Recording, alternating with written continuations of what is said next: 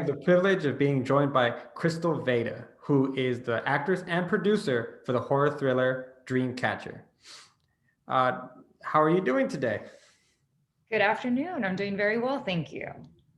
Well, I had the chance to watch this film, and it is very different from what I'm used to seeing, and it scared me in a lot of different ways, which we'll get into in a little bit later. So congratulations on the film, first of all. Thank you so much. Thank you. It means a great deal to me on so many different levels. It's a new milestone for me personally, professionally, and this is the first one out of the gate for my new production company. So thank you. And that would be Quarzo Studios? Quarzo. Quarzo, I apologize. It's quartz, so it's named after quartz, and we added a little flair to it to make it, I don't know, make it unique.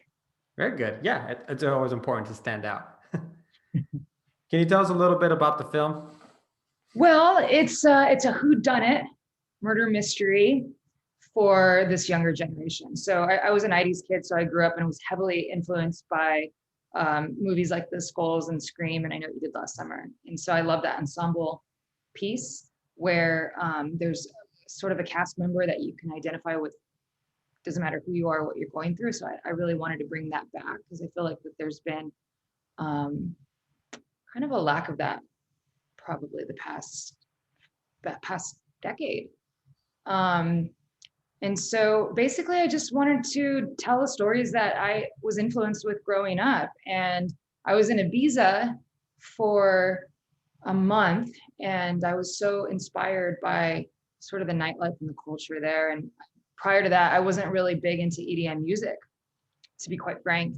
And I just saw what a world it is, and learning about the beats, the BPMs, and what it does, and music festivals that happen all over the world. I was talking to my brother, and then our now writer-director, Jacob Johnston, about, incorporating these worlds, these different worlds, and really kind of bringing like cross-pollination. So Jacob went to work based off of kind of the ingredients that we gave him, and we've been developing with him for 7 years prior to that. So he already knew our taste, and that's we're all very like-minded. So he came up with this idea, and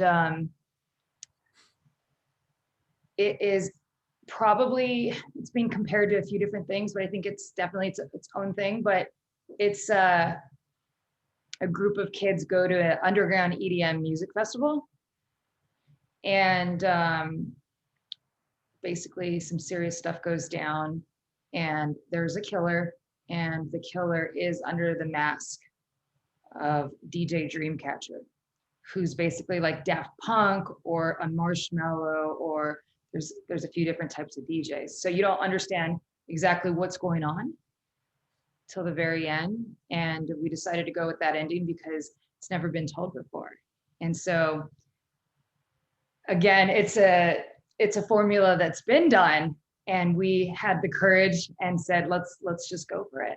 Let's just go for it with the ending. And so yeah, I mean, we created some really cool characters, and we're introducing some new faces, which we're all really passionate about, because I believe that some of the best talent is undiscovered. Right. And it's really helpful to have these fresh faces because the audience doesn't know. There's no sort of weighted believability that, well, it's going to be this person because, or anything like that. So yeah, so there's twists and turns and lots of fun, and I think that there's a lot of backstory for each character, and we kind of touch on the social issues and personal issues that most teens or young adults face, and we just put our touch on it. It's interesting, I found it interesting that you guys chose kind of that underground music festival because of it's quite the platform that mixes in, this music that is supposed to, bring out all these emotions. And then there's also, so many drugs and lights, and there's so much going on that you can put a character like a killer dream catcher, and you can do so much with it, because it's not necessarily something that's paranormal, more like just mind-bending, mind-boggling. I know that I really enjoy the scene that you have with Dylan and Pierce in the beginning, where she's going through a bunch of things, and that's kind of where I realized that this is going to be a different, unique experience. Well, thank you for saying that. I'm so glad that you caught that, because we did that on purpose. And so, who doesn't like a good party? Mm-hmm. And to each his own. Pick your poison. And when you start to sort of throw a party in the mix, you're gonna start to deal with an altered reality. And so I think that that's a lot of fun, along with anxieties, along with tragedies. And then I think just being sober, your mind can play tricks on you. So you incorporate drugs and alcohol and this whole party lifestyle. There's no limit. I don't even want to say the sky's the limit, because it becomes what your imagination really wants it to become. How did you guys go about assembling that, the characters? Because I found it nice that there was probably something in every character that I found maybe that was relatable, and they were all different. But it also, being that they're all young, they would all still be interested in attending one of these festivals. And even Pierce's boyfriend, who was kind of reluctant, he ends up going. But it's realistic. You see groups of people who are from all walks of life come to these events. How did you choose maybe their situations to fit your story? Well, I would give that up to our writer director, Jacob Johnston. He's young. He's very young. I think he's only 31 years old. Wow. And so he's a prodigy. I've spent so much time with his mom. The kid was putting together 3,000 piece jigsaw puzzles from the age of not even 3 years old. Speaks 6 different languages fluently. So his mind operates just on a whole different realm. And so with my brothers, my business partner, when we sit down and we have these conversations, it's really cool, because we are very young storytellers. And I'm a girl, Brandon's a guy, we're the producers. So you're going to get different ingredients that are sort of put into this stew. And then you have Jacob, who's kind of like the tiebreaker, if you will, who comes in, and he just really fits into this mold that we've created and spent a good 8 years now, I think, developing a lot of projects. But yeah, so I got to give it up to Jacob. He really is he's really big on character development. He writes every single day for probably at least 8 hours. He teaches courses on writing. So where Brandon and I, we're looking at it from a bird's eye and see the whole picture, Jacob has put his foot down, and we're like, for instance, I wanted to cut the movie down a little bit, and he fought me on it because of the character development, because he said there's no way, people, which we agreed on, but people have to be invested into the character before whatever journey you take them on, that they could actually care. So just one more thing to add to that is with this younger generation and technology and social media, the attention span has gotten very narrow. So we do have to kind of cut to the chase, tell a story, tell a cool story, but at the same time, make sure that it has meat on the bones. Well, part of that, what you're mentioning, is actually kind of scary, because I was really thinking about it. When you go to one of these festivals and things like that, you can lose. I mean, I've gone to many concerts. You can lose your friends like that for an hour or two, not knowing what happened to them. And it was kind of a fun idea to play with. Like, man, like, you can really lose somebody in a crowd or in a room, and you don't know what the heck's going on with them. And I thought that was pretty interesting, because I never really thought of it that way. I mean, you're always trying to stay with your group, but it was it's so true. It's so true. And I think that in life, you hear stories and you read it in the news, or you hear about it. And there are a lot of tragedies that happen. And until I think it happens to you or somebody that you're really close to and directly, it's that moment where you're kind of like, oh, it's a different sort of empathy that you have versus not knowing somebody and hearing of a tragic story and stuff like that. So how do you make a cool party, bringing in unique characters that all kind of tie together? You just follow your heart. You work with like-minded, ambitious filmmakers that have a love for it, that all you want to do is work because that's how much you love it. And having weighted creative discussions and healthy debates, and allowing your team, your trusted team, to have a voice and to really listen. And we went round and round with sometimes my brother, sometimes they were with me, and sometimes with Jacob. So what you're getting is a really cool story told by multiple filmmakers through the voice of Jacob Johnston.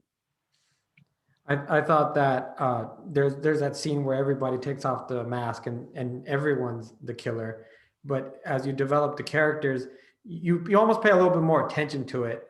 Like okay, why would he be the killer, or this person here has this reason, and I thought that made it definitely had that. You mentioned it, Scream vibes. I Know What You Did Last Summer. I appreciate it because I like those films as well growing up, and so my question is, so how do you design a character like Dreamcatcher for this film? Well, so my brother and I, we created sort of a thematic kind of a slate of projects that we're doing. And so basically, to sum it up short, is that we want to touch on what these younger generations are doing.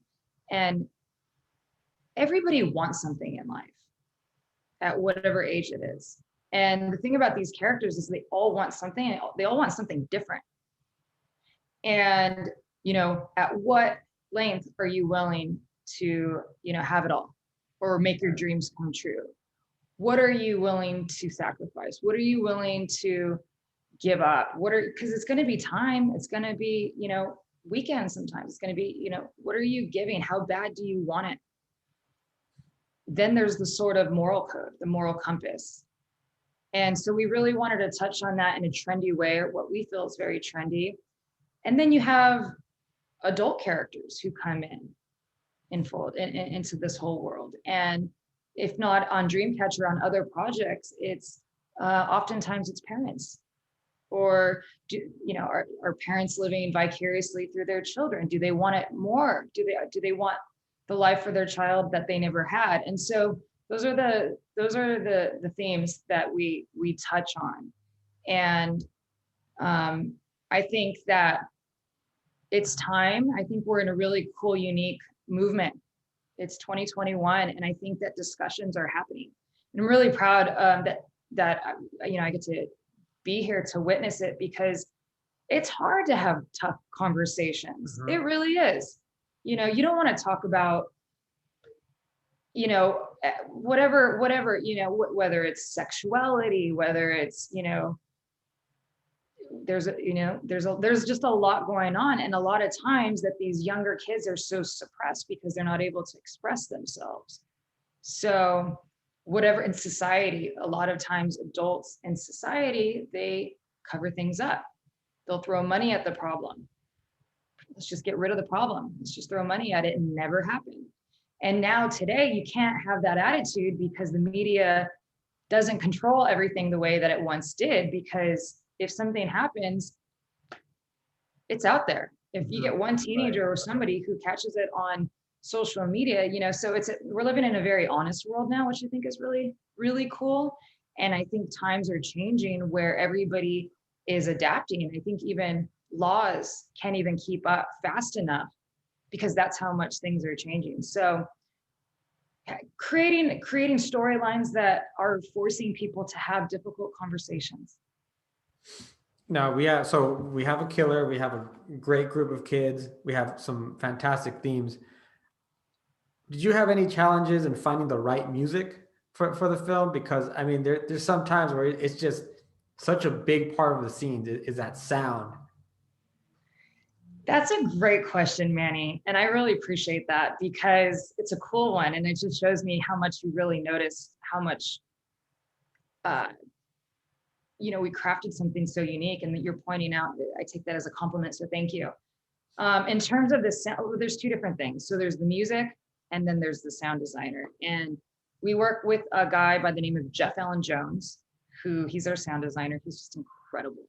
I mean, he goes into it wholeheartedly, and he created and educated us through the process of, you know, what most films do. They just lay, or what most sound designers do is they just lay music over. And so he's like, what I want to do is incorporate it in it. So you definitely want to see this movie with surround sound, because it was the way it was designed. It's going to give you an experience. Ooh, yeah. So Jeff crushed it on that note. And then in terms of the music, well, when you're dealing with an independent film and the budget, which we had, you have to really think outside the box, because there's just no money. There's just no money. And I think it's the best thing possible for independent filmmakers, because you're forced to get creative. You're forced to, you know, you're forced to really, you know, pick up the phone and get passionate and what have you. And once we started getting the ball rolling, you know, we picked up, hey, who do we know? Who could we call? And then that friend just said, you know what, let me refer you to somebody else. So we brought in Eva Shaw. She's a DJ out of New York City. And then she came on and brought her producing partner, Showtech. They're very successful in the EDM world.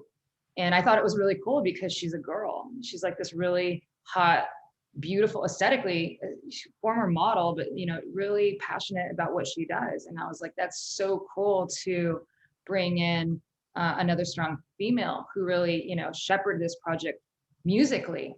She, you know, she just, however I can help, let me help you. And you know, she's really close with the top EDM guys out there, you name it.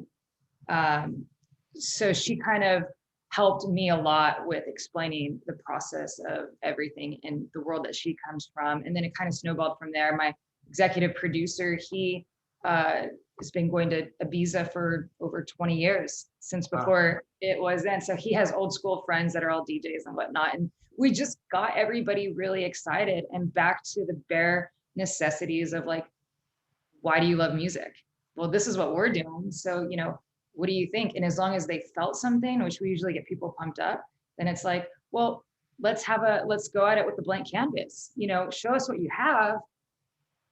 But Johnny Gleason, for instance, a really popular DJ out of Australia, he came on, he said, let me create something. I just had a shitty year. This is inspiring me. This is giving me life again. We're like, this is what it's all about. We're making motion art. We're not, you know, we're not curing cancer. But we're entertaining people. And we're trying to do our best and giving it our take on what we think people will like. And we also think that some of the older generations will also tune into it, because it's whether if they have teenagers or whether it's something that they saw growing up, they might be like, oh, those movies, they don't really make movies like that anymore. Right. You know? It could be a gateway to checking out some of those older films. We hope so. I mean, we're really proud of it, and we're pretty comfortable putting our heads on our pillow at night, because we did the best we can. And you're always learning. I just saw a good Q&A with Jared Leto. He is one of the actors in my mentor's new film called The Little Things that he's doing with Rami Malek and Denzel. And it was really beautiful, because they asked Jared, who's obviously already won an Oscar, but, you know, did you get nervous like on your first day of set, and like, do you feel seasoned? And he said, oh my God, absolutely not. And another musician.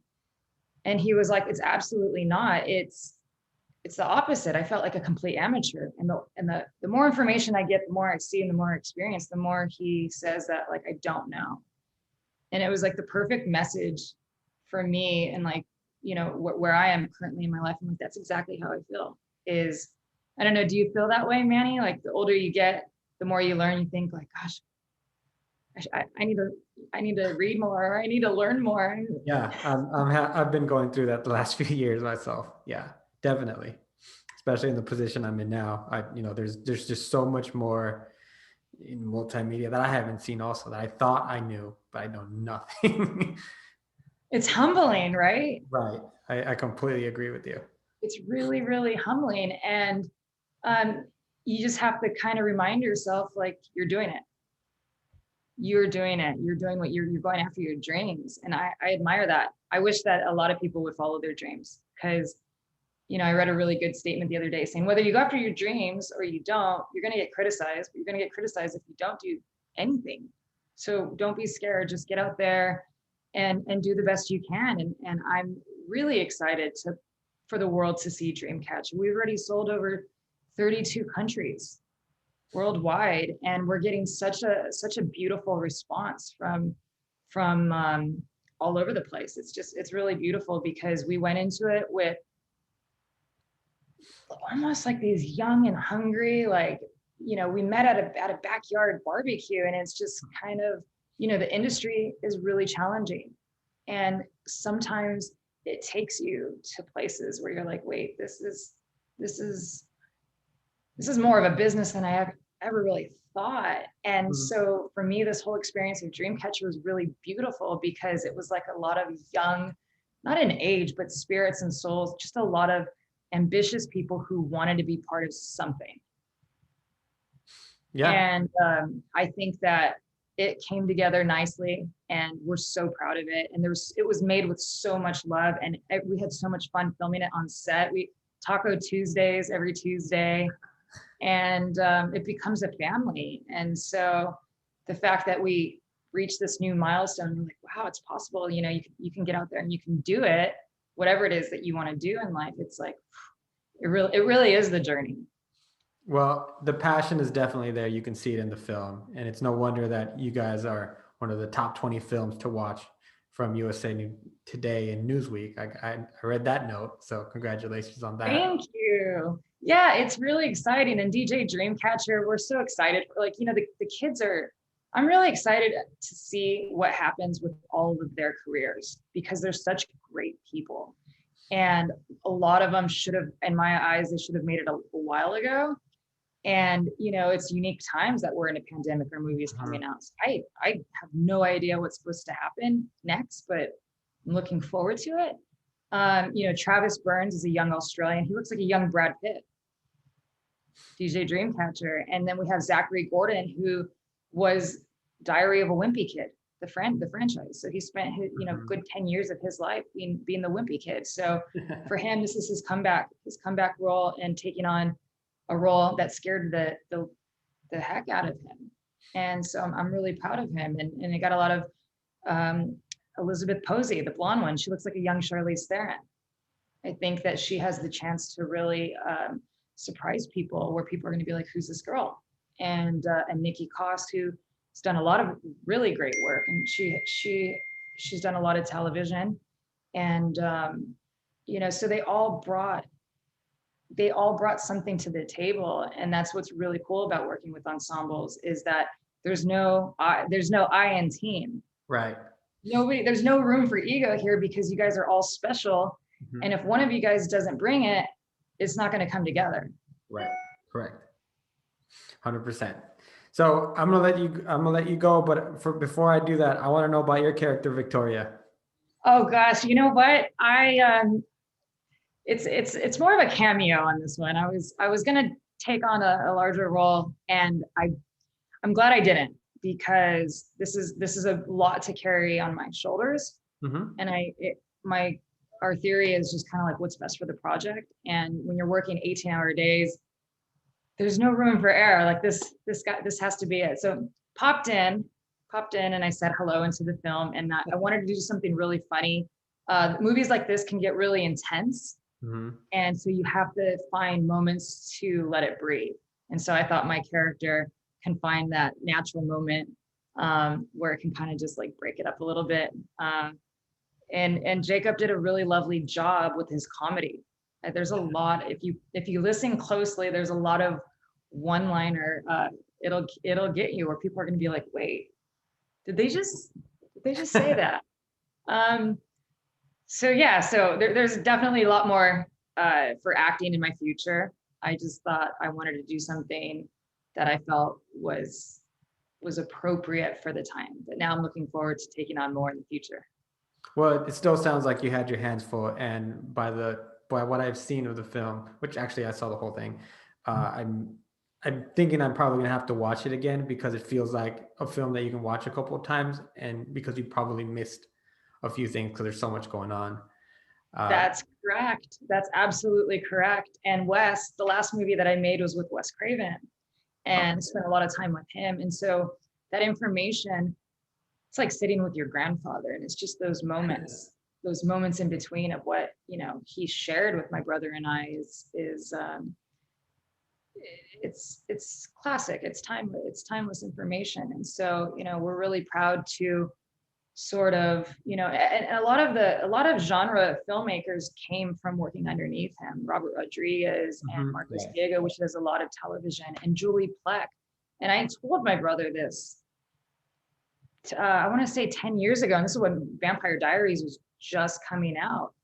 All of them worked on screen. They were assistants or PAs or whatnot. They all grew up. And I said, there's going to be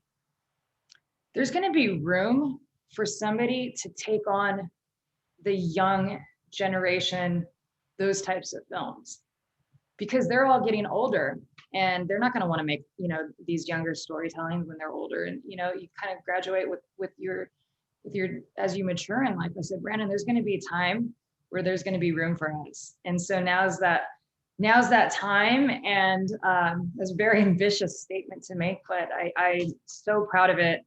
And I really look forward to seeing what's to come.